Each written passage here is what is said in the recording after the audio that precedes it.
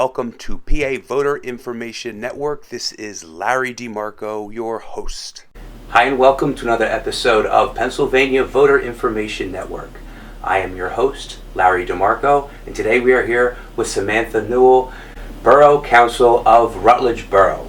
Samantha, thank you for being a guest on Pennsylvania Voter Information Network. Thank you so much for having me. It's a pleasure.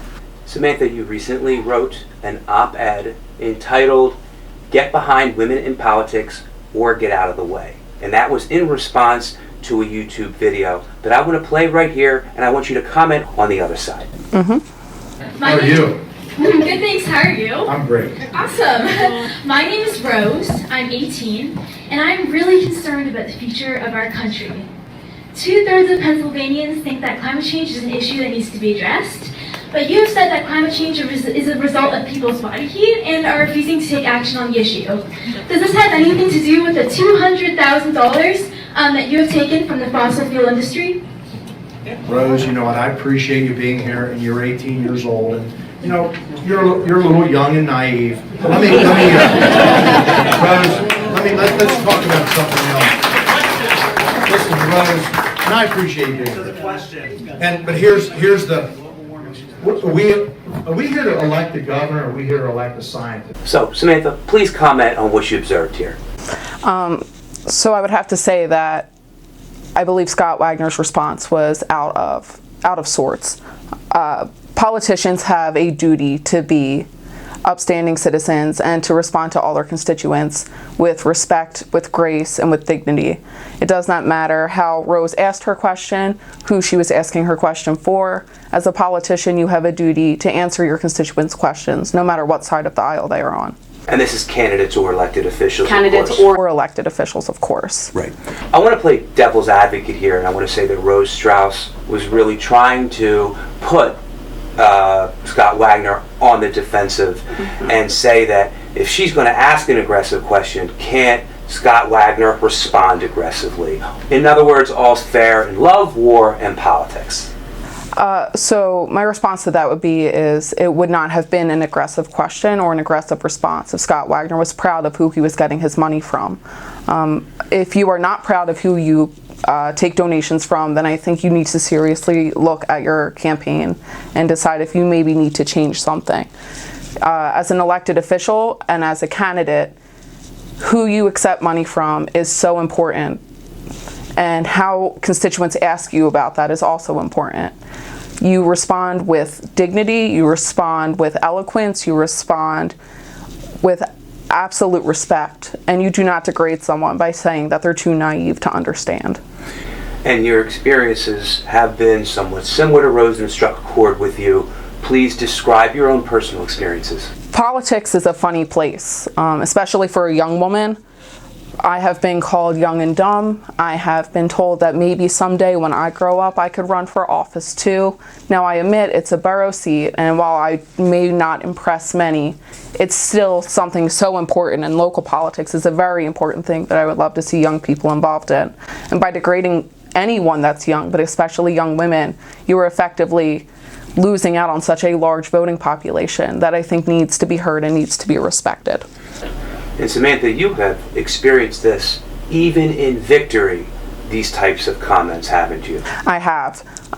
When I wrote my op-ed, I got a lot of pushback from individuals who I don't know if they were threatened or upset, or maybe they took it to heart and kind of recoiled after reading it. I have to say that I have been questioned in my abilities, I have been questioned in my intelligence, and I would have to say that before questioning my intelligence, I ask you to look at who I am as a person. I ask you to look at the work I have done, and I ask you to do some research before you come at me saying that I don't know what I'm doing and I'm not capable. Other women in politics and other women across society, have you shared war stories with them? Is your experience unique? My experience is not unique at all. There are women all across society, including politics, across boardrooms across America, teachers, anyone, any woman trying to get into a leadership role, especially if they are a young woman aspiring to get into a leadership role. There is extreme pushback where we are treated like we are less than. And I'm not sure why. but it happens all across. We often discuss, at least the group that I am friends with, we discuss war stories, as you put it, but we find support in each other. What does it say about society when 1/2 of our population is treated then less than the other half? I think we have to examine ourselves as a whole. We have to look inward here because there has been a systematic history of oppression of women. And changing that is not going to happen in the blink of an eye. And I think that we are making great strides between the Metoo movement, women running for office more than ever. I think that we are well on our way to changing. So let's talk about the Metoo movement. The men who victimize women. Is this only done by bad people, or is this a greater reflection on society's attitudes? I think, of course, there are bad people that do bad things, but I think it also reflects on society and that women are supposed to fall into line and get behind men or take their places. And we have been taking our spot, except now it's at the table instead of no longer in the kitchen, where many men expect us to be. They expect us to stay at home, take care of the kids. They believe that we are there for them sometimes. And slowly we are taking our spot at the table and turning the tables a bit. What is your reaction to how people treat you? I'm not surprised. When in the beginning I was taken aback when I was at a dinner as an intern and a state senator who will remain nameless, referred to me as a little intern girl openly. I was taken aback that day, but as I've grown up, as I've gotten more years in the political business, I'm no longer surprised, and I take it with a grain of salt. I hear their words and I go, oh no, you're wrong, and let me show you why you're wrong. You went from intern to elected official. What is your message to other women who are fighting the same battle that you are? You can do it. It's possible. I've done it. If I can do it, anyone can do it. Just keep working hard. Keep pushing forward. Don't back down. You will get pushback, and that's okay. Strive off of it, thrive off of it. But never take a step back and never take a seat that you're not comfortable in, never be in a situation that you're not comfortable in. You can do it, we can do it, and it's our time. Samantha, I want to talk about your role as councilwoman. What made you want to become a councilwoman in the first place? So I saw that there was a serious lack of representation on my borough council board. While the town is split effectively 50-50 between Democratic and Republican voters, not including independent voters, the council was entirely made up of Republicans. And while I do appreciate sometimes the difference of opinion, having no representation on the board at all was an issue.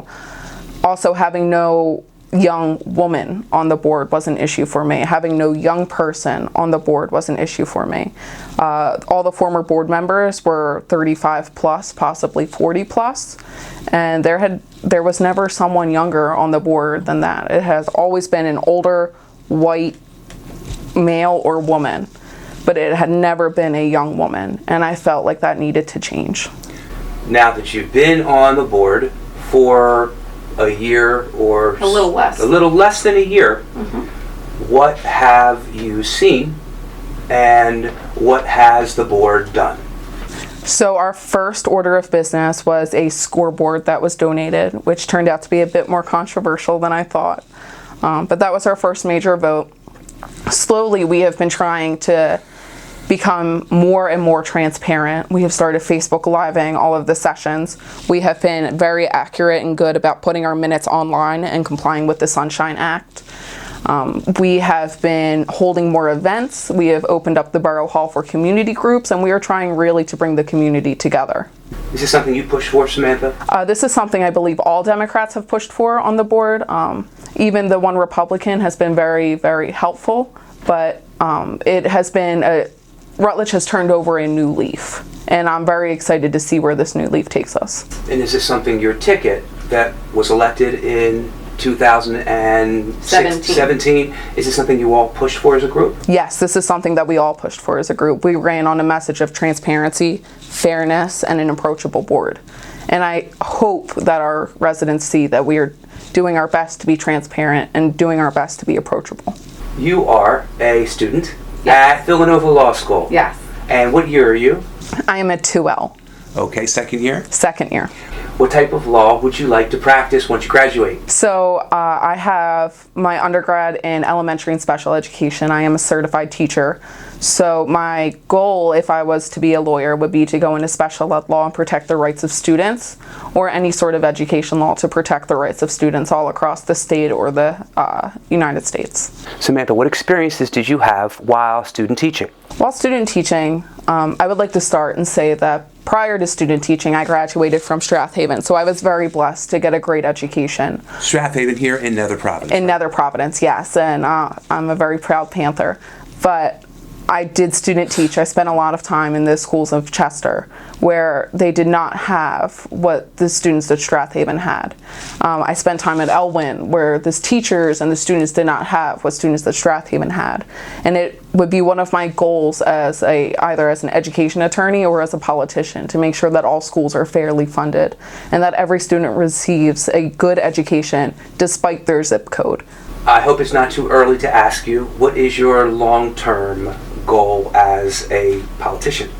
As a politician, my goal would be to go as far as the voters will bless me to go. I want to continue my message of pushing young women forward and young people forward. We are going to be one of the largest voting populations ever, and I think that our voices really need to be heard and represented. So as far as my voters will let me go is as far as I would love to go. And I do want to congratulate you. You were recently elected vice president for the Villanova Young Democrats. So I was elected the vice president of the Villanova Law Dems. I'm very excited to be in that role. We are planning to do a lot this year. We have a lot of events planned. I have a great board. We are very excited. The president is a great president of the Villanova Law Dems. Our first event will be a panel featuring women in politics, where we have invited women speakers from either who have been elected in the state legislature or are running for the state legislature. And we are hoping that by bringing these women in to discuss, we can inspire more young women to run. You're also a member of another young elected official group across the country, if I'm not mistaken. Share about that. So the National Young Elected Officials Network is a network of young elected officials all across America. My goal is to bring a smaller group of young electeds to Delaware County so we can discuss experiences, support each other, and help each other, because starting out as a young politician is not the easiest. What's special about this group is it's nonpartisan, if Yes. I'm not mistaken. This group is nonpartisan. There are young elected Republicans in this group, there are young elected Democrats in this group, and they hold yearly summits where we can get together and discuss and learn from one another. And I think fostering an environment that celebrates bipartisanship will help the country in the future. The zero-sum game of running back to the corners with your tribes is not helping. And while I do want to advance the Democratic agenda, I believe that a difference of opinion and discussion, especially with respect, a respectful civil discussion, would help the country greatly. What perspectives do you feel that you have coming into Borough Council as one of the younger, if not, well, youngest Councilwoman in the Commonwealth. In contrast to what you've seen from the attitudes of the more senior members of your Borough Council? I think that as a young person, I view events a little bit differently. I also, being a law student, I kind of view contracts and ordinances a bit differently. I'm thankful for our solicitor, who has been super helpful. But I'm very blessed to work with a board that is very open-minded, very supportive, and we always hear each other out. We sometimes have our differences of opinion, but we can always come back together as a group and say, okay, what's best for Rutledge? And I think that's what needs to be the overarching message of any council, is what's best for the town. So right now, you have a bipartisan board, and your viewpoint is that the group is working toward bipartisan compromise? I support bipartisan compromise. The board, I know we are coming up to an election year. There are going to be 3 seats up. My seat is not one. I welcome the opportunity to discuss my viewpoints with anybody, regardless of their party and their support. And I expect that any council member that is up this year will also welcome the conversation by any party member or Republican Party member to discuss their ideas. Samantha, let's leave it there. And I want to thank you again for being a guest at Pennsylvania Voter Information Network. Thank you so much. It was a pleasure to be here. My pleasure. We have been here with Samantha Newell, and I am your host, Larry DeMarco.